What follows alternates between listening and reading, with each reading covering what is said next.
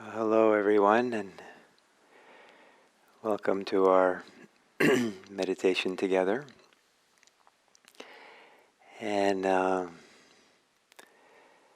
the general theme this week is loving kindness, in that we're looking at the Metta Sutta at 7:30. And so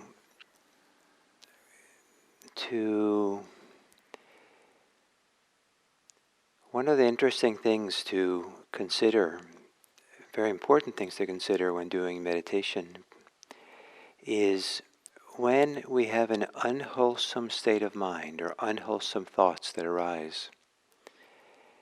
How do we react to that? What's our response to that?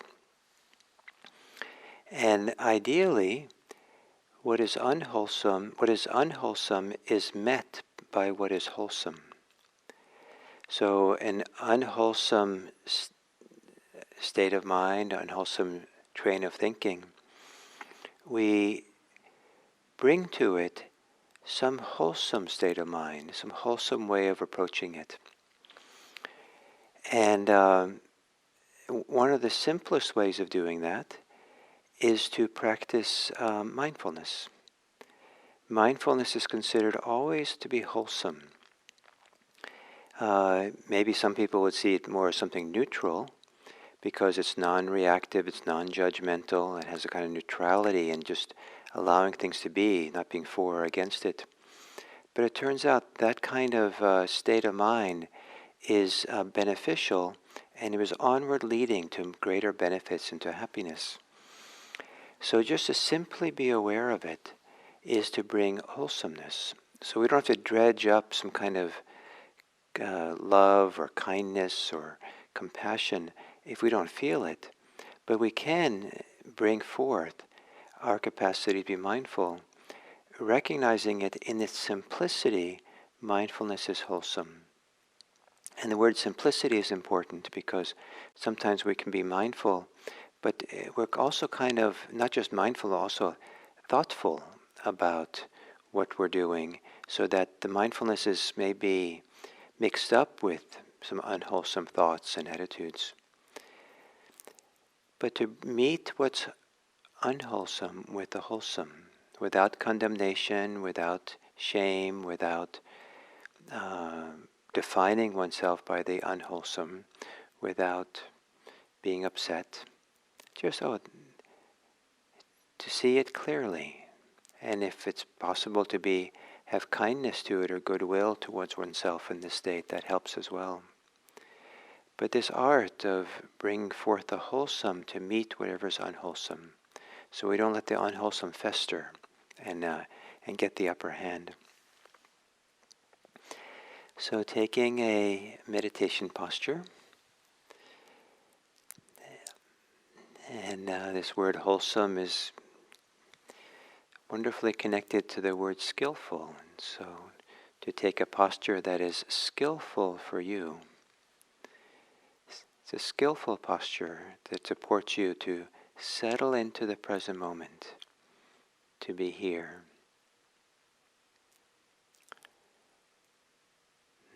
Closing your eyes. And taking a few long, slow, deep breaths. Maybe 3/4 full. Full enough so that you really feel your rib cage expand and stretch. You feel your torso a little more fully. Maybe even allowing your belly to expand.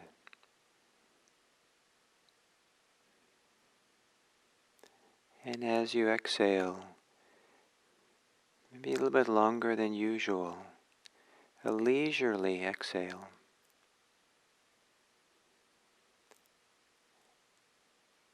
Letting the exhale,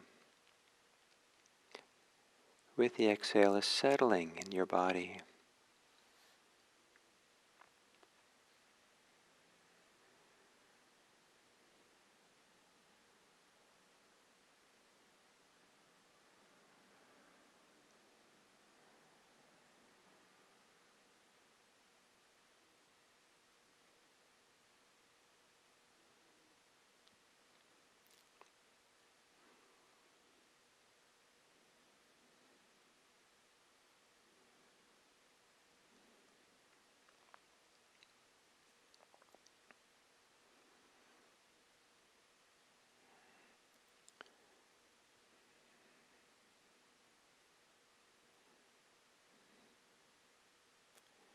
and letting your breathing return to normal.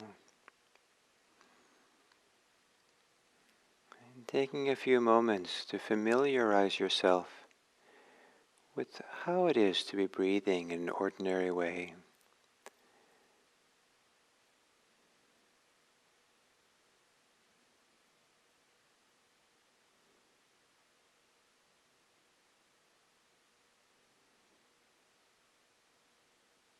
And as you breathe, relax your body some more. Relaxing muscles of your face, letting the muscles of your face fall away from the bones, the skull.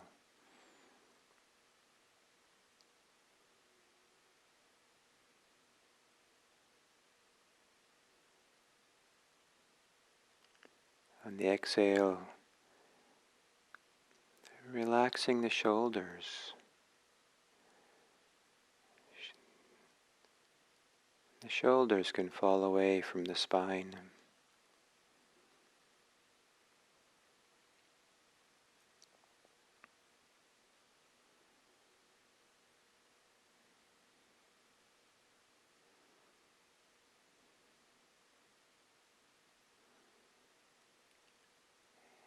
And as you exhale to relax the belly,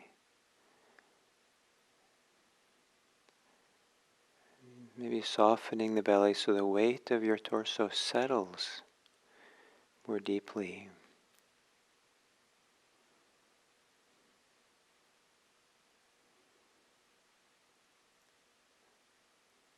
And then settling in with your breathing.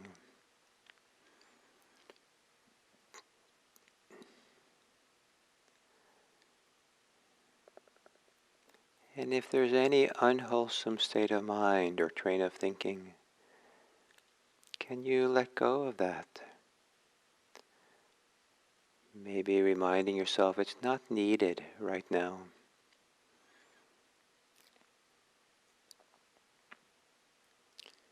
And if you can't let go of it, it's okay. Can you be aware of it simply? A wholesome state of awareness that simply recognizes it, knows it.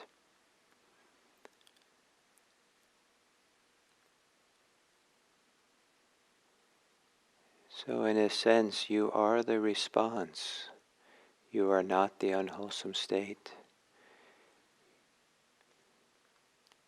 And the simplest wholesome state with which to respond is to be mindful, to see it for what it is.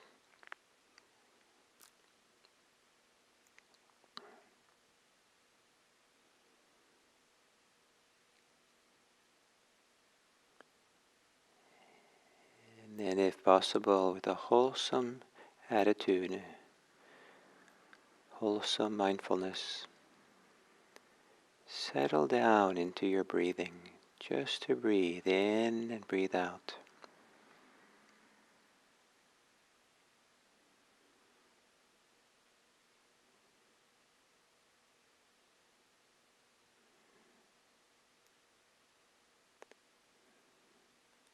And if any unwholesome states of mind arise,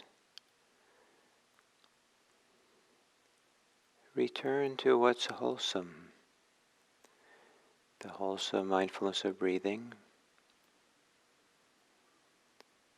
or a wholesome recognition of the unwholesome state.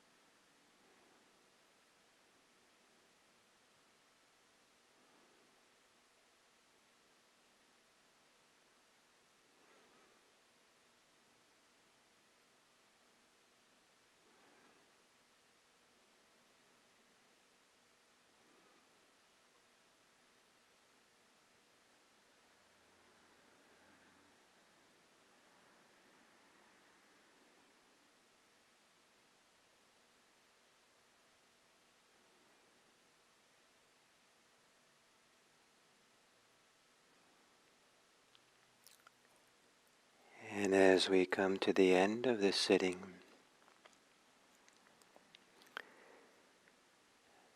one of the ways of considering the end of meditation, it is that it has prepared us to enter the world in a new way, different way. And one of the ways to do this is to turn the attention now towards the world around you, the people in your lives, communities, people in the world, and see if you can bring up a wholesome attitude towards them.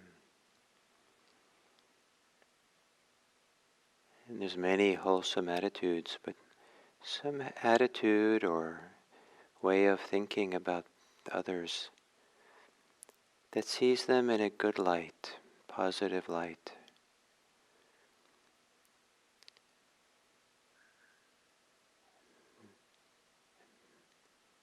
To be ready to maybe be involved in the world again of people after this meditation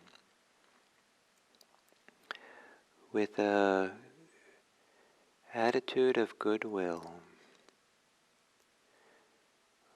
where they're seeing and considering people have the capacity for happiness and to wish it be so.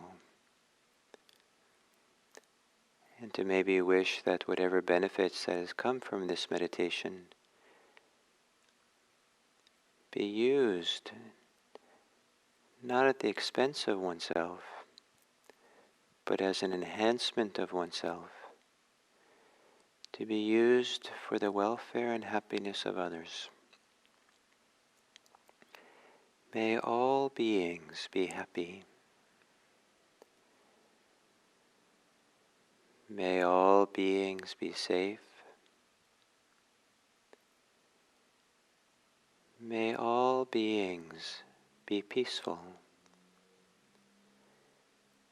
And may all beings everywhere be free.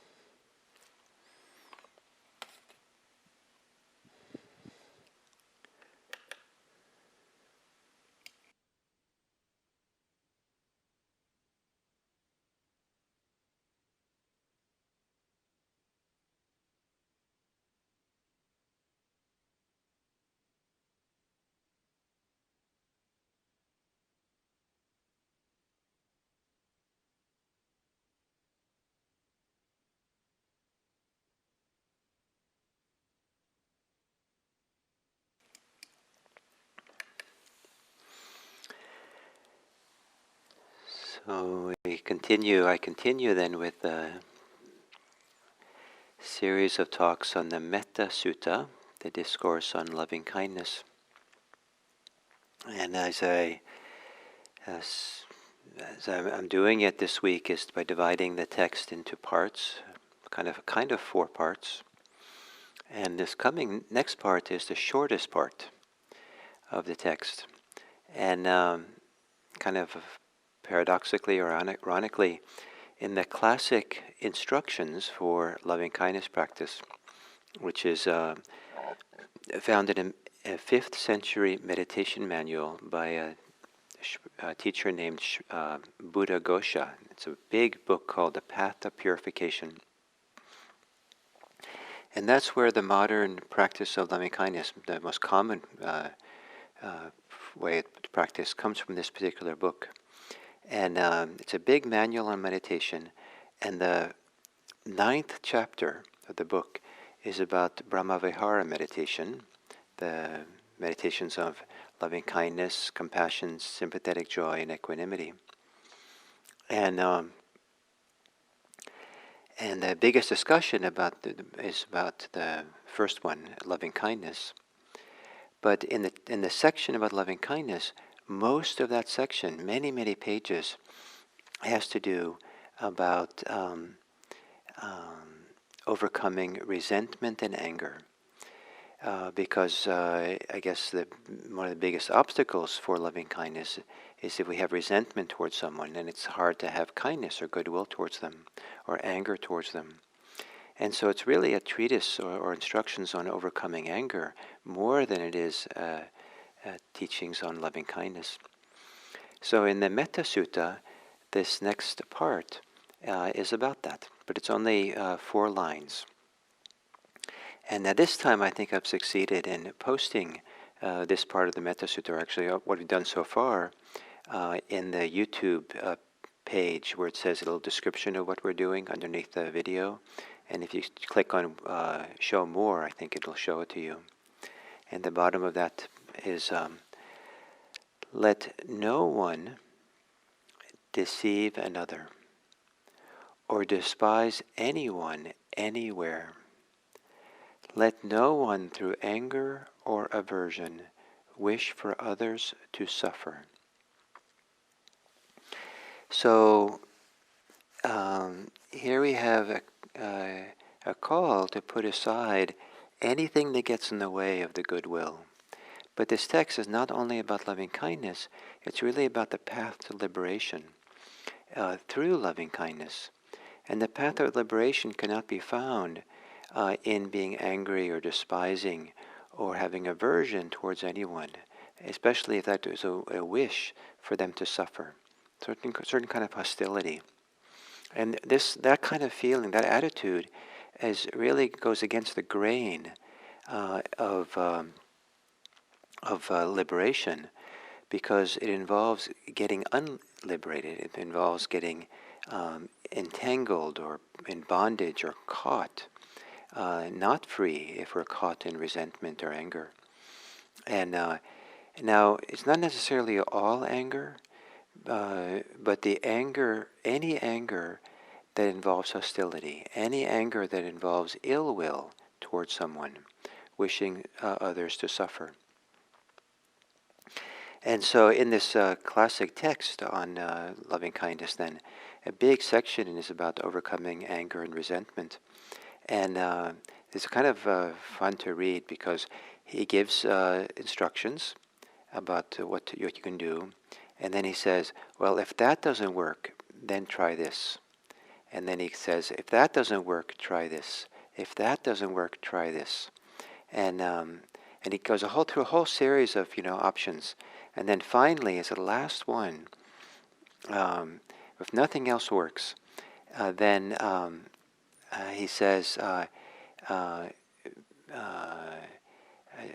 get involved in the practice of gift giving. So either give the person that you're angry with or hostile with, give them a gift, or allow them to give a gift to you. So either direction, whatever is happening or easy, that's the final, the most, the last resort for overcoming anger and resentment. And I don't know why it has to be last. Why not just first? But anyway, it's the last one.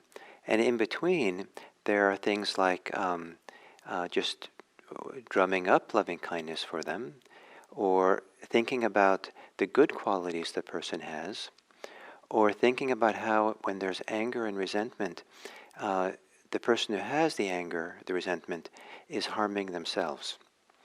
And they're causing, it literally says, is causing damage to oneself that the enemy cannot create. So others can kind of cause us harm in a variety of ways, but that to really get into the deepest parts of the heart and mind, in this ancient text, it's only you who can do that by having anger or resentment or something like that. So there's all these things to do. And maybe each of you has your own effective way of, um, and an effective and skillful and respectful way of working with anger and resentments and aversion, hostility. I like to think of these states of mind as something that deserves, I don't know if deserves the right word, but something that's well worth respecting. So not to have an automatic hostility towards our hostility, not to have an automatic aversion to aversion or ill will, but to understand, to have respect for it. Sometimes we respect things which are dangerous, and so we respect these things, but these states are dangerous, but we respect them partly because of their danger, and we want to be very careful with them, and so they don't cause harm, they don't succumb to the danger that they bring. But also, they are kind of like messengers, and you don't want to kill the messenger. And the messenger sometimes is that we are hurting in some ways, or the messenger is that there's something about ourselves that feels scared, or the message is that there's something unwholesome going on inside of us. And that unwholesomeness needs attention if we want to find our way to the wholesome. And so, in fact, what is unwholesome inside of us might be the thing that most needs our goodwill, needs our compassion, needs our generosity of spirit. If we keep pushing away what's unwholesome inside of us or pushing it down, it just festers and it just gets worse. And we live kind of a divided life between what we're willing to face and what we're ignoring. And so anger sometimes is if you see it as a messenger, and what is the message? What's underneath the anger? What's behind it? And not a few times, part of what anger is something in ourselves that needs goodwill, that needs to be reassured, that needs maybe to be let go of, but not let go with hostility, but put down with respect and care. That it comes, that's there. So this idea of living a wholesome life means to bring a wholesomeness to those parts of ourselves which are unwholesome. So in a sense, be our own friend that way. And so when this Metta Sutta says, let no one deceive another, or despise anyone anywhere, let no one through anger or aversion wish for others to suffer, that I see this first and foremost it's directed towards ourselves. That we don't want to be this kind of way. We don't want to deceive anyone else or despise anyone, and nor be angry or aversive towards anyone. And so to really cultivate putting those down, to cultivate the absence of deception, the absence of tricking people or presenting ourselves different than who we are, or getting people to do what we want, kind of a little bit through manipulation. Or just don't despise anyone. Respect everyone. Don't despise yourself. So to enter this world of our unwholesome and begin looking how to put it down, relax it, heal it, bring forth what is wholesome,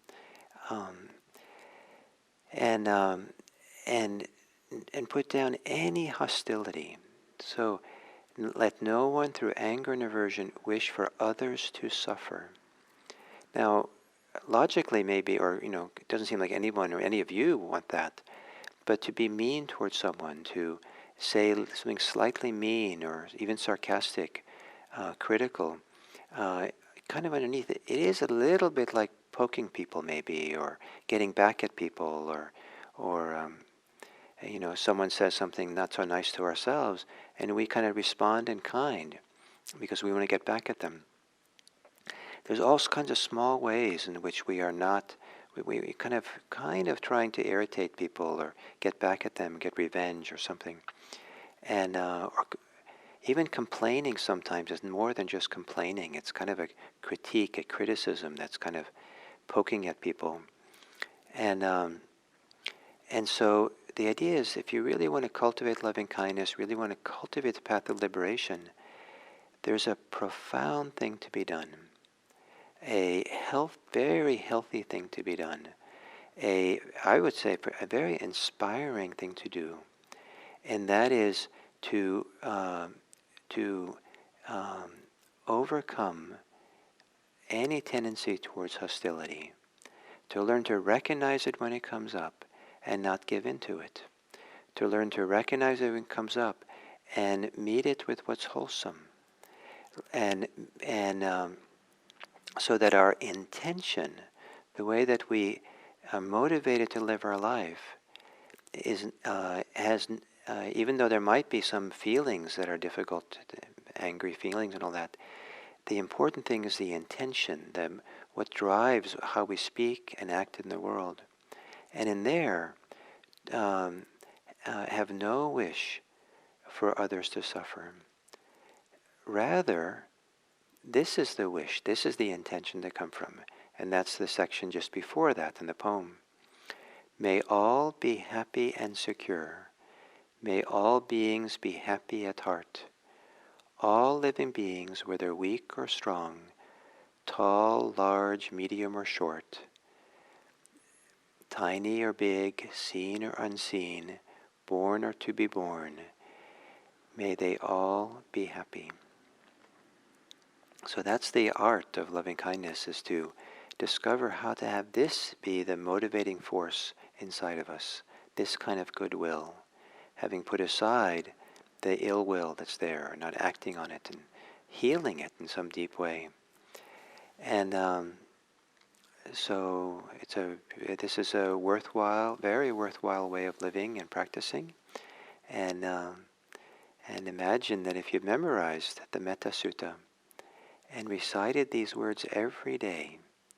This is a classic practice in Buddhism, is to memorize a text like this and say it yourself over and over again, and see the effect it has on us of saying these kinds of words. So thank you, and I'll continue tomorrow.